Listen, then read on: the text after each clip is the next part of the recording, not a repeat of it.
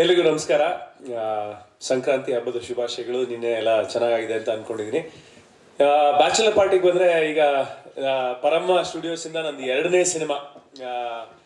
ಮೊದಲನೇ ಸಿನಿಮಾ ನಾವು ಅನ್ಕೊಂಡಷ್ಟು ಮಟ್ಟಕ್ಕೆ ಅದು ಬೆಳಿಲಿಲ್ಲ, ಬಟ್ ಯಾವಾಗ OTT ರಿಲೀಸ್ ಆಯಿತು, ಕಥೆಯೊಂದು ಶುರುವಾಗಿದೆ, ಅದು ಸಾಕಷ್ಟು ಜನ ಇಷ್ಟಪಟ್ಟರು. ಇವಾಗ 2ನೇ ಚಿತ್ರ bachelor party. So thanks to Rakshit ನನಗೆ ಈ ಆಪರ್ಚುನಿಟಿ ಕೊಟ್ಟಿದ್ದಕ್ಕೆ.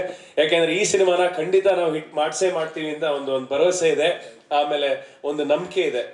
ಜೊತೆಗೆ ಈ ಸಿನಿಮಾದಲ್ಲಿ ಯೋಗಿ ಕೂಡ ನನ್ನ ಯೋಗಿ ಇದು ನಂದು ಹಳೆ ಗೆಳೆತನ. ಒಂದು 16 ವರ್ಷದಿಂದ ನಾವು ಏನೇನೋ ಮಾಡಿದೀವಿ, ಸಿನಿಮಾ ಒಂದು ಬಿಟ್ಟು ಎಲ್ಲ ಮಾಡಿದೀವಿ. ಆ 16 ವರ್ಷದಲ್ಲಿ ಕಾಂಟ್ರವರ್ಸಿ ಆಗುತ್ತೆ. ಏನೇನೋ ಮಾಡಿದೀವಿ, ಮೊದ್ಲೇ ನಮ್ಮ ಮೇಲೆ ಕಣ್ ಜಾಸ್ತಿ ಇದೆ ಎಲ್ಲ ಕಡೆಯಿಂದ. ಅಲ್ಲ, ನೀನ್ ಹೆಂಗಂದ್ರು ಇರುತ್ತಲ್ಲಪ್ಪ, ನಾನೇನ್ ಹೇಳೋದೇನ್ ಬೇಕಾಗಿಲ್ಲ, ಅಲ್ಲೇ ಅದಿರುತ್ತೆ. ಸೊ ಎನಿವೆ, ಸೊ ಮತ್ತೆ ನಾನು ಯೋಗಿ ಜೊತೆ ಸಿನಿಮಾ ಮಾಡ್ತಾ ಇದೀನಿ ಅಂದಾಗ ನನ್ಗೆ ಖುಷಿ ಆಯ್ತು. ಅಂಡ್ ಅಫ್ಕೋರ್ಸ್ ರಿಷಬ್ ಮಾಡ್ಬೇಕಾಗಿತ್ತು, ಅದು ಒಂಥರದಲ್ಲಿ ಒಳ್ಳೇದೇ ಆಯ್ತು. ಯಾಕೆಂದ್ರೆ ರಿಷಬ್ ಮಾಡಿದ್ರೆ ಬಹುಶಃ ಈ ಸಿನಿಮಾ ಯಾವ ಮಟ್ಟಕ್ಕೆ ಹೋಗ್ತಾ ಇತ್ತೋ ಏನೋ ಗೊತ್ತಿಲ್ಲ. ಯೋಗಿ ಮಾಡಿದ್ದು ನಮಗಿನ್ನ ಸಂತೋಷ ಆಯ್ತು. ಬಿಕಾಸ್ ತುಂಬಾ ಕಂಫರ್ಟಬಲ್ ಆಗಿದ್ವಿ ನಾನು ಯೋಗಿ, ಯಾಕೆಂದ್ರೆ ಅವ್ನ ಗೆಳೆತನ ಇತ್ತು. ಆಮೇಲೆ ಜೊತೆಗೆ ನಾವು ಆ ಸ್ಕ್ರೀನ್ ಫಸ್ಟ್ ಟೈಮ್ ಶೇರ್ ಮಾಡ್ತಾ ಇದ್ದಿರ್ಲಿ. ಜೊತೆಗೆ ನಾವು ಡೈಲಾಗ್ ಕೂಡ ಅಷ್ಟೇ, ಯೋಗಿ ನೀನ್ ಈ ಡೈಲಾಗ್ ನೀನೇ ಹೇಳೋ, ಪರವಾಗಿಲ್ಲ, ಇದು ನಾನ್ ಬೇಡ ನೀನೇ ಹೇಳು ಅಂತ, ಆ ತರ ಒಂದು ಆ ಫ್ರೆಂಡ್ಶಿಪ್ ಇತ್ತು. ಸೊ ಹಾಗಾಗಿ ತುಂಬಾ ಸಲೀಸಾಗಿ ಈ ಸಿನಿಮಾನ ನಾವು ಮುಗಿಸ್ಕೊಟ್ಟಿದ್ವಿ. ಇನ್ನು ಅಭಿಜಿತ್ ಕೇಳ್ಬೇಕು ನಾವೇನ್ ಚೆನ್ನಾಗಿ ಮಾಡಿದೀವ ಇಲ್ಲ ಅಂತ. ತುಂಬಾ ಚೆನ್ನಾಗಿ, ಥ್ಯಾಂಕ್ ಯು. ಅಫಿಷಿಯಲ್ ಆಗಿ ಒಂಥರ ಚೆನ್ನಾಗಿತ್ತು ಸ್ಟೇಜ್ ಮೇಲೆ. ಬಟ್ ಪ್ರೊಡ್ಯೂಸರ್ ಬಗ್ಗೆ ಹೇಳೋದಾದ್ರೆ, ಎಸ್, ಅದೇ ಹೇಳಿದ್ನಲ್ಲ ರಕ್ಷಿತ್ಗೆ, ಅದೇ ನಮ್ದು known Rakshit for a long time.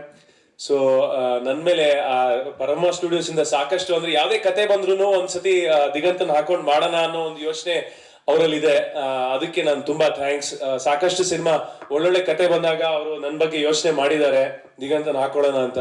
So ಅದೇ ತರ ಮುಂದೆ ಇರ್ಲಿ ಅಂತ ನಾನು ಕೇಳ್ಕೊತೀನಿ. ಅಂಡ್ ರಕ್ಷಿತ್ ಅಫ್ಕೋರ್ಸ್ ಈ ಸಿನಿಮಾಗೆ ಒಂದ್ಸತಿ ಸೆಟ್ಟಿಗೆ ಬಂದಿರ್ಬೋದು, ಅದು ಬಿಟ್ರೆ ಇನ್ ಯಾವತ್ತು ಸೆಟ್ ಕಡೆ ತಲೆನೂ ಹಾಕಿಲ್ಲ. ಏನಾದ್ರು ಅಂದ್ರೆ ಅಭಿಜಿತ್ ಕೇಳಿದ್ರೆ ಈ ಕ್ಯಾಮ್ರಾ ಬೇಕು, ಆ ತರ ಎಕ್ವಿಪ್ಮೆಂಟ್ ಬೇಕು. ನಾವು ಥೈಲ್ಯಾಂಡ್ ಅಲ್ಲಿ ಶೂಟ್ ಮಾಡ್ತಾ ಇದ್ವಿ, ನಮಗೆ ಡ್ರೋನ್ ಆಪರೇಷನ್ಗೆ ಅಲ್ಲಿ ಯಾರನ್ನೋ ಕೇಳಿದ್ವಿ, ಡ್ರೋನ್ ಆಪರೇಟರ್ಗೆ.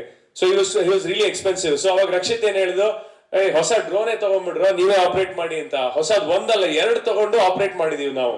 ಸೊ ಆ ತರ ಚೆನ್ನಾಗಿ ದುಡ್ಡು ಮಾಡ್ತಾ ಇದ್ರಲ್ಲ, ಖರ್ಚು ಮಾಡ್ಲಿಕ್ಕ ಇದ್ದಾಗ ಖರ್ಚು ಮಾಡ್ಬೇಕು ಅಂತ. ಅದೇ, ಬಟ್ ಆ ತರ ಪ್ರೊಡ್ಯೂಸರ್ ಎಲ್ಲರಿಗೂ ಸಿಗಲ್ಲ ನಿಜವಾಗ್ಲು. ಅಂದ್ರೆ ಹೊಸ ಡ್ರೋನೇ ತಗೊಂಡ್ಬಂದು ಆರ್ಸರೋ ಅಂತ ಹೇಳಿದ್ರು.